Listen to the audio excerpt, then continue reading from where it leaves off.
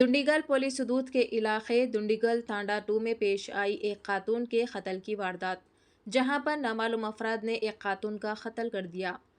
खातून की शिनाख्त 45 साला परुपाला शांति की हैसियत से की गई है।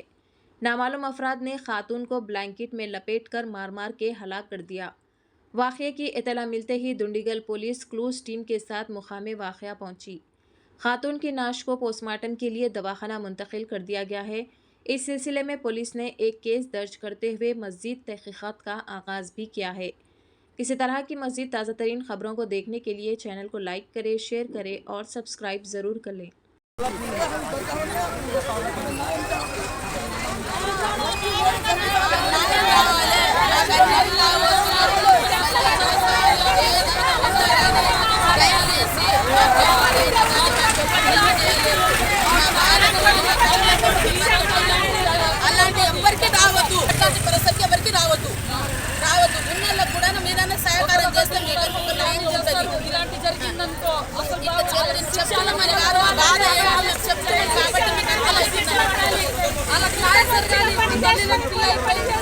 ఎవరెనక ముందు లేకుండా అయిపోయిన బాబులు వాళ్ళకి ఎప్పుడు చూసేటో దిక్కులేరు. ఇప్పుడు వాళ్ళకు అనాథం అయిపోయింది. తల్లి తండ్రు అన్న దమ్ములు. దుండిగల్ పోలీస్ స్టేషన్ పరిధిలోని దుండిగల్ తండా 2 ప్రాంతంలో ఒక మహిళ సివిల్గా ఇక్కడ కిరాణా షాప్ నడుపుకుంటుంది. ఆమెను ఎవరో అనుమానాస్పదంగా చనిపోయి ఉన్నది. ఆమె తలకి గాయాలు ఉండటము ఇవాళ చూస్తే ముక్కు పట్ల అనుమానం ఉంది. ఇప్పటికే ఫింగర్ ప్రింట్స్ క్లూజ్ టీము మన లోకల్ సిఐ సతీష్ వీళ్ళందరూ వచ్చి దీన్ని పరిశీలించడం జరుగుతున్నది. డాగ్ స్క్వాడ్ని ఇంకా అదర్ టీమ్స్ పిలిపిస్తున్నారు.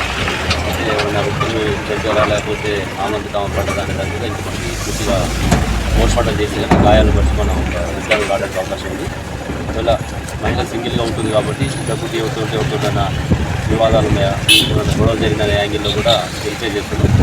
దీన్ని కేసు సీరియస్గా తీసుకొని ఇన్స్పెక్టర్ పరిధిలో దీన్ని ఇనిషియేట్ చేసి తొందరలోనే దీన్ని డిటెక్ట్ చేస్తామని చెప్పి తెలియజేస్తున్నాం. Any suspects about anyone? Are you suspecting anyone? No, so far no.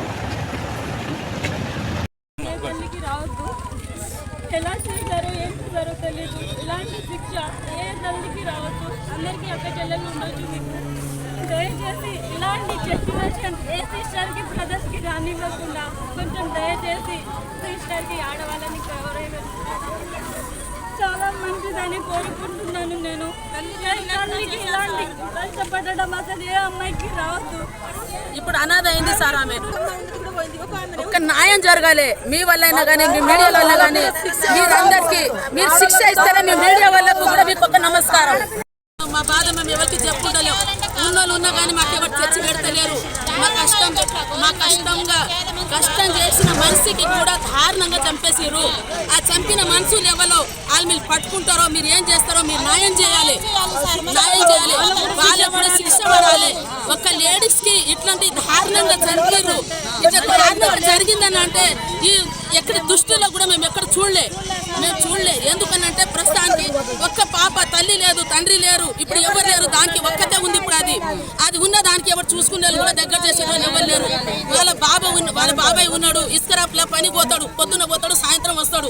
ఆయన కూడా మస్తు కష్టపడతాడు. ఆయనకి వెనక ముందు ఎవరు ఉన్న ఇద్దరు అన్న తమ్ముళ్ళు అన్న చచ్చిపోయిన తర్వాత వీళ్ళకే బిడ్డ నాదే, కొడుకులు వీళ్ళే నా ఫ్యామిలీ అన్ని చూసుడు సార్. చూసినా కానీ ఇప్పుడు ఆమెకు ఎవరు ఓర్వకుండానో దేవుడో వాళ్ళు ఎవరు ఏం చేసిరో దారుణంగా చేసిర్రు.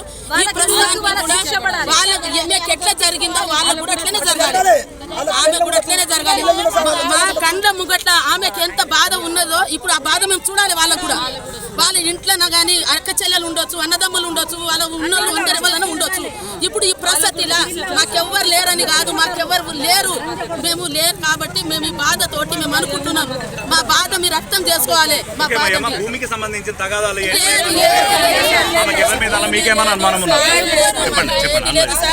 మాకు ఆస్తులు అన్నాను ఏం లేవు సార్. ఏం లేదు, ఆస్తులు లేదు, అన్నాను లేదు. కష్టం మీదనే బతికేటోళ్ళం మేము. ఈ కష్టం